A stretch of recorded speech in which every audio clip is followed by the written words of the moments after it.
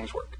Right. So with obesity or with any of these health behaviors, it's important to realize that the kind of contagion we're looking at, it's like what we're observing is not, whether or not you have a virus and you spread the virus to another person.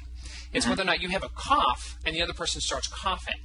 Yeah. And so what's really important here is that this is just the first step. Like, we want to be able to drill down and figure out what is the mechanism where it appears that whatever's underlying a person's health behavior is spreading from one person to another.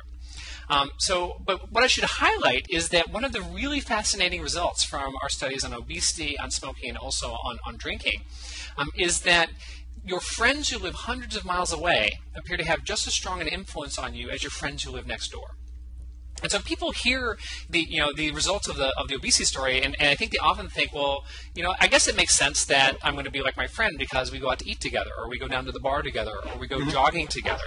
But in the people that we studied, some of them lived thousands of miles apart. They were friends that had moved away, and they'd continued being friends.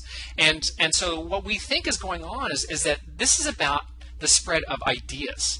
Right, so when you see your friend once a year, if they tell you, I just started jogging and I feel great, it might increase the chance that you think that that's appropriate behavior, that's something that you want to do to make your own life better. Or if you notice that they've put on a few pounds, it might make you a little more accepting of a body type that's larger than the body type that you have now. And even more interestingly, that change in ideas means that you can skip over a person in the network. And so, just for example, your friend might gain 15 pounds, and then you decide, well, that actually looks okay. He looks kind of healthy at that new weight.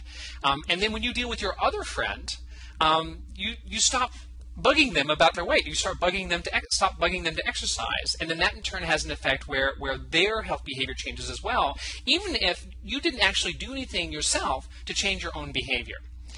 But these are all just conjectures, right? What we're hoping is that lots of researchers start to take seriously these social networks and help us to figure out what underlies these things that are spreading. So just for example, one of the things that we're going to be looking at next is the kinds of food people eat. We have these food frequency questionnaires in the Framingham Heart Study, and as a joke, we created the network of banana eaters to make the point that you could look to see, does banana eating spread in networks? And of course, that's not going to underlie the obesity epidemic. But you might find that people who, for example, eat more fast food or eat more foods with high fructose corn syrup, that kind of eating behavior spreads, and that helps to explain why we're seeing the spread in obesity from person to person to person.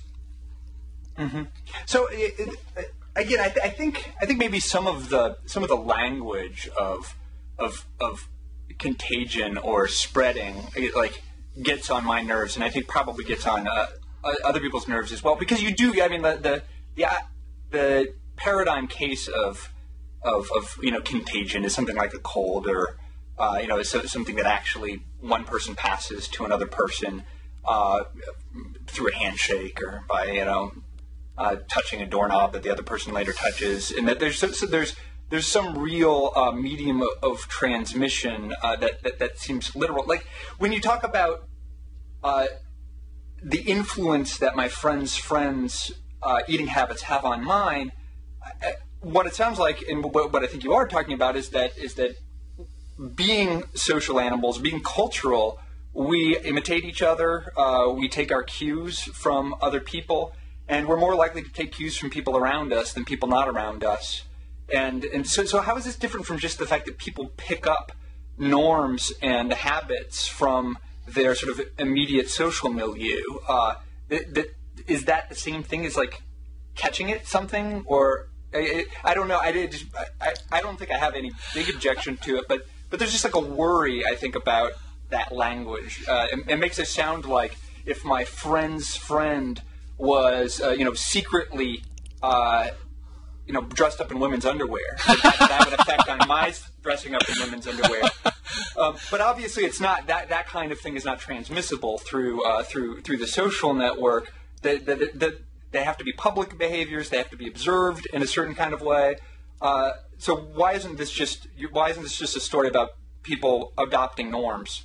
And Yeah, no, I take the point, and I think this goes back to the discussion we were having about this change that we're trying to get people to see in the sciences, right? So what we are able to do for the first time is to see what's happening in the whole network, right? And so it sounds like you don't have a hard time understanding how your friends would be directly influential, right? So the question is, why would it stop at the end of your social horizon? Why wouldn't it keep going? When your friend is with other people, your friend is also influential to them, right? And so we have these streaks running through the network, these paths where everything that we do, everything that we say, that we think, that we feel, that we love, is going to have an impact on the people that we're directly connected to. And if it has an impact, then their behavior also changes, and that changed behavior is also going to have an impact on other people in the network, right? So I think that in the past, when we've talked about norms, when we talked about these ideas of appropriate behavior, people would sort of say, oh, you get them from the group. Mm-hmm. Right? So if you're African American, for example, some people mistakenly think that you're going to do what African Americans do. Or if you're poor, people think you're going to do what poor people do. And what we want to do is we want to turn this inside out and say, those might be proxies for the boundaries of these groups. But if you really want to know who is in which group, you need to look at the specific connections. Because there are plenty of poor people that hang out with rich people, and there are plenty of rich people that hang out with poor people. It's going to be these specific connections and these boundaries around those connections that are actually going to be relevant for explaining why some groups do things differently than other groups.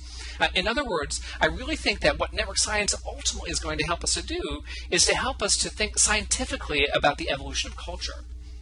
Mm-hmm. So that's great. That's part of what I'm looking for. I think because just saying that people tend to download norms from the sort of ambient culture really does leave it very vague where they're getting their norms from or where they're getting their ideas about what's acceptable. And so I like the idea that the network gives you something more specific to look at and helps you distinguish between different why do some groups of poor people, why do some networks of poor people have maybe the whole network helps each other rise out of poverty, and other networks of poor people help reinforce whatever behaviors partly explain their being in poverty. And I think that's an important insight. But another thing that I'm thinking of and wondering about is, do you have an idea about what kinds of things are likely to be communicated through the network? So, for instance, if I become friends with smokers, you're predicting that I become more likely to smoke. Let me just sort of distinguish something. When your friend starts smoking, and that's different from becoming friends with a smoker. Remember, because we're concerned about separating out the effect of people choosing friends because they have a certain characteristic, we can't say anything about that. What happens at the moment when you become friends with somebody. What we're saying is that when your friend undergoes a change, your friend that you already made undergoes a change, then it's likely to create a change in you.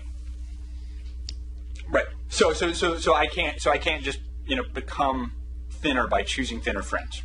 We have no evidence for that.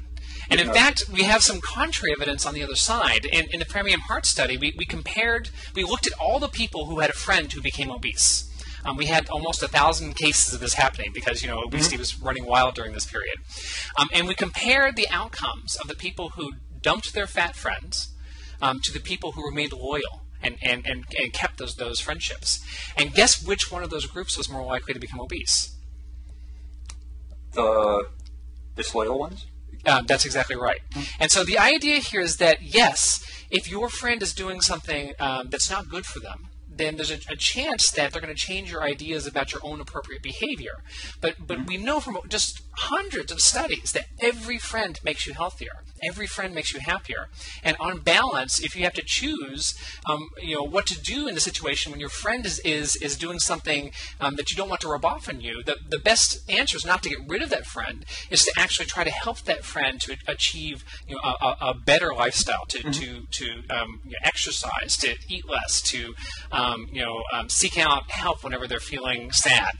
Anything that they can do to make their lives better. And this is not rocket science, right? This is maybe a case where some people think, why are we spending millions of dollars to justify common